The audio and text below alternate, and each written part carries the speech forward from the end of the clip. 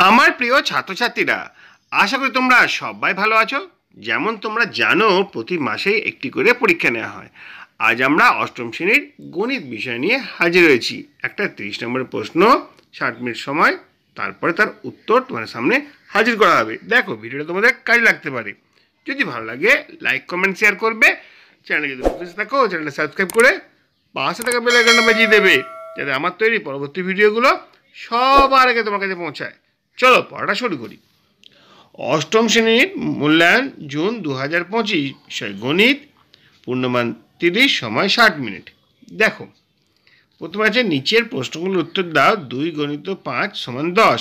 এখানে দুটো উপপাদ্য তোমাদের প্রমাণ করতে দিয়েছে। দেখো কি আছে, প্রমাণ করো দুটি সরলরেখা পরস্পরকে ছেদ করলে যে দুজোড়া বিপরীত কোণ উৎপন্ন হয় তাদের প্রতিজোড়া কোণের পরিমাণ পরস্পর সমান। 5 নম্বর আছে। আর একটা আছে, প্রমাণ করো দুটি সমান্তরাল সরলরেখা অপর একটি সরলরেখাকে ছেদ করলে একান্তর কোণগুলির পরিমাণ সমান হয় এবং ভেদকের একই পাশের অন্তস্থ কোণগুলির পরিমাণ সমষ্টি 180 ডিগ্রি হয়। এটাও 5 নম্বর আছে। পরবর্তী কোশ্চেন দেখি। পরের কোশ্চেন রয়েছে 2 এর এ। দেখো, 2 এর এ আর বি দুটো কোশ্চেন আছে। 4 4 8 নম্বর। আগে 5 5 10, এখানে 4 4 8 হয়ে গেল 18। তারপরে আছে নিচে প্রশ্নের উত্তর দাও। 2 গুণিত 6 সমান 12। এই 18 আর 12 হয়ে গেল 30 নাম্বার। দেখো, 2 এর কোশ্চেন কি আছে, কোন একটি আশ্রয় শিবিরে 4000 জন লোক 9 দিনের খাবার মজুদ ছিল। 3 দিন পর 1000 লোক অন্য জায়গায় চলে গেল। যারা রয়ে গেলেন অবশিষ্ট খাবারে তাদের আর কতদিন চলবে ত্রৈরাশিক পদ্ধতিতে হিসেব করো। পরের কোশ্চেনটা হচ্ছে, একটি কারখানায় 1000টি যন্ত্রাংশ তৈরি করতে 16টি মেশিনের 27 দিন সময় লাগে। আরও 2টো মেশিন লাগানো হলো। এখন ওই একই সংখ্যক যন্ত্রাংশ তৈরি করতে কতদিন সময় লাগবে ত্রৈরাশিক পদ্ধতিতে হিসেব করো। এরপর আমরা চলে আসবো 3 কোশ্চেনে। দেখো, নিচের প্রশ্নগুলোর উত্তর দাও। 2 গুণিত 6 সমান 12। 6টা কোশ্চেন আছে 2 নম্বর করে। প্রথম কোশ্চেন, পুরক্ষণ বলতে কি বোঝো? 70 ডিগ্রি এর পুরক্ষণ কত? দ্বিতীয় কোশ্চেন, সম্পূরকক্ষণ বলতে কি বোঝো? 170 ডিগ্রি সম্পূরকক্ষণ কত? নেক্সট কোশ্চেন, সন্নিহিতন কোণ বলতে কি বোঝো? চিত্রসহ দেখাও। পরের কোশ্চেন, একটি সূক্ষ্মকোণ একটি স্থূলকোণ পরস্পর সম্পূরক হতে পারে কিনা উদাহরণ দিয়ে ব্যাখ্যা করো।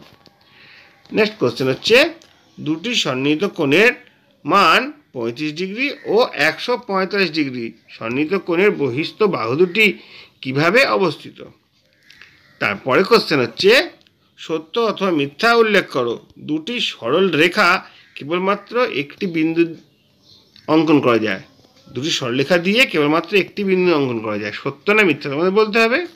আর একটা আছে, একটি সরল রেখাকে উভয় দিকে যত ইচ্ছা বাড়ানো যায়। এটাও সত্য না মিথ্যা তোমাদের বলতে হবে।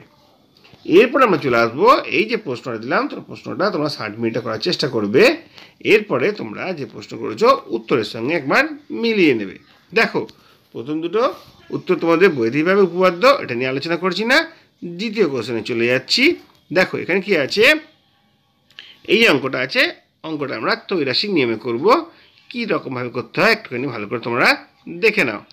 দেখো, একদিকে থাকবে লোক সংখ্যা কতজন, সময় হবে দিন। প্রথম কতজন লোক ছিল? 4000 জন লোক ছিল। কদিন সময় ছিল? কদিনের খাবার ছিল? 9 দিনের খাবার ছিল। কিন্তু কি হলো, 3 দিন পর, মানে 3 দিন চলে গেছে, তার মানে 6 দিন বাকি আছে। ঠিক আছে, 4000 জন লোকের 6 দিনের খাবার বাকি ছিল। কিন্তু কি হলো, 4000 লোক থেকে 1000 লোক চলে গেল, তাহলে বাকি থাকছে 3000 লোক। ওই 3000 লোক কদিনে খাবে? যেমনটা প্রশ্ন আছে তেমনটা আমরা সাজিয়ে নিলাম। তাহলে কি জানছি এখানে, দেখো, লোক সংখ্যা যদি কমে যায়, হ্রাস পাওয়া মানে কমে গেল। লোক সংখ্যা কমে গেলে নির্দিষ্ট পরিমাণে খাবারে বেশি দিন চলবে। ঠিক আছে, তাহলে লোক সংখ্যার সময় হচ্ছে ব্যস্ত সমানুপাতি, সরল সমানুপাতি নয়, ব্যস্ত সমানুপাতি। একটা কমছে একটা বাড়ছে, তাহলে হচ্ছে ব্যস্ত সমানুপাতি। তাহলে 4000 = 3000 সমান কত? = 6। দেখো, এখানে ঠিক হয়েছে। এটা উল্টে যাবে, এটা আগে যাবে, এটা পরে আসবে। ঠিক আছে, এটার তলা এটা, তাহলে এটা উপরে যাবে, এটা নিচে আসবে, এরকমই হয়েছে। ঠিক আছে, তাহলে সময়টা কত হবে? সময় কোনাকুনি গুণ করে দেবো। 4000 আর 6 গুণ হবে, তার সঙ্গে 3000 ভাগ হবে। ঠিক আছে, কাটাকুটি করলে হয় 8 দিন। তাহলে অবশিষ্ট খাবার তাদের 8 দিন চলবে। এভাবেই অঙ্কটা আমরা বুঝতে পারলাম। এরপর আমরা পরের অঙ্কের দিকে চলে যাই। দেখো পরের অঙ্কটা কী রয়েছে, এই একই রকম অঙ্ক রয়েছে, আমরা ভালো করে বুঝবো। একটা কারখানায় কটা মেশিন ছিল? 16টা মেশিন ছিল। কত দিনে কাজ হতো? 27 দিনে কাজ হতো। আবার কি হলো, দুটো মেশিন আলাদাভাবে আনা হলো, তো 16টা ছিল আর দুটো যোগ হলো, হয়ে গেল 18টা মেশিন। এবার কত দিনে কাজ হবে? কীভাবে দেখো, যদি মেশিন সংখ্যা বৃদ্ধি পায় নির্দিষ্ট পরিমাণ যন্ত্রাংশ তৈরি করতে কম সময় লাগে। দেখো একটা বাড়ছে একটা কমছে, ঠিক আছে, তাহলে এটা কীরকম সম্পর্ক? এটা হয়ে যাবে আমাদের ব্যস্ত সমানুপাতি, ঠিক আছে। তাহলে 16/18, দেখো 16/18 সমান কত বাই 27, এখান থেকে এটা আর এটা উপরে চলে আসবে, নিচে আসবে।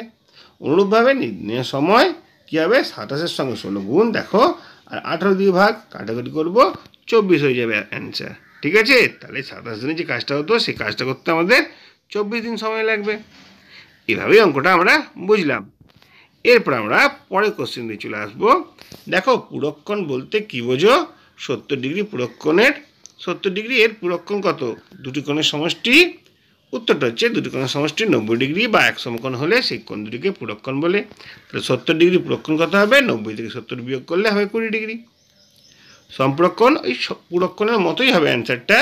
দুটি কোণের সমষ্টি যদি 180 ডিগ্রি বা দুই সমকোণ হয়, কোণ দুটিকে সম্পূরকণ বলবে। এবার 170 ডিগ্রির সম্পূরকণ কত? 180 থেকে 170 বিয়োগ দিলাম, হয়ে যাবে 10 ডিগ্রি। তারপর কি আছে? সন্নিহিত কোণ বলতে কী বোঝো? চিত্রসহ দেখাও। একই শীর্ষবিন্দু একই সাধারণ বাহু দুপাশে অবস্থিত কোণ দুটিকে একটি অপরটির সন্নিহিত কোণ বলা হয়, ঠিক আছে। এরপরে একটি সূক্ষ্মকোণ একটি স্থূলকোণ পরস্পর সম্পূরক হতে পারে কিনা উদাহরণ দিয়ে ব্যাখ্যা করো। হ্যাঁ, অবশ্যই একটি স্থূলকোণ একটা সূক্ষ্মকোণ সম্পূরক হতে পারে। যেমন দেখো একটা উদাহরণ দেওয়া হয়েছে, 55 ডিগ্রি হচ্ছে একটা সূক্ষ্মকোণ আর 125 ডিগ্রি হচ্ছে স্থূলকোণ। এই দুটোকে যোগ করলাম, কত হচ্ছে? 180 ডিগ্রি, তাহলে সম্পূরকোণ হয়ে গেল।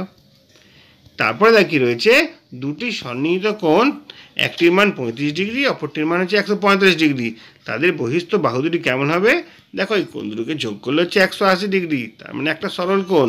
সরল কোণ মানে এক সরলরেখায় থাকবে, দুটি সন্নিহিত কোণে বহিস্থ বাহু দুটি একই সরলরেখায় থাকবে। তারপরে কি আছে দেখো, সত্য অথবা মিথ্যা উল্লেখ করো। দুটো পয়েন্ট দেওয়া আছে, এর মধ্যে কোনটা সত্য? দুটি সরলরেখা দিয়ে কেবলমাত্র একটি বিন্দু অঙ্কন করা যায়, এটা কিন্তু মিথ্যা। তারপরটা একটি সরলরেখাকে উভয় দিকে যত ইচ্ছা বাড়ানো যায়, এটা কিন্তু সত্য। দেখো এইভাবেই কিন্তু আমরা এই সকল প্রশ্নোত্তর তোমাদের সামনে হাজির করলাম। আশা করি তোমাদের অনেক কাজে আসবে। আজকে ভিডিওটা এখানেই শেষ করছি। যদি ভালো লাগে লাইক কমেন্ট শেয়ার করবে। চ্যানেলে যদি নতুন থাকো চ্যানেলটা সাবস্ক্রাইব করে পাশে থাকা বেল আইকনটা বাজিয়ে দেবে, যাতে আমার তৈরি পরবর্তী ভিডিওগুলো সবার আগে তোমার কাছে পৌঁছায়। তোমরা প্রত্যেকে ভালো থাকবে।